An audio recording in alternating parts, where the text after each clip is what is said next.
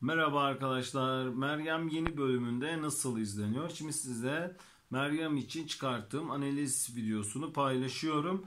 Şu an dizi daha devam ediyor arkadaşlar. Dizi bittikten sonra bir genel analiz videosu daha çekeceğim. Onu da seyredebilirsiniz. Arkadaşlar şöyle söyleyeyim. Meryem yine yeni bölümünde genel olarak özet bölümünde olsun ve yeni bölümünde olsun iyi başladı. Seyirci ilgisini iyi bir şekilde çekiyor. Seyirci ilgisi yeni bölümde güzel bir şekilde gidiyor. Ama Meryem'de yeni bölümde şöyle bir sıkıntı var arkadaşlar. Belli bir seyirci kitlesi Meryem'de dengesiz bir zap yapıyor.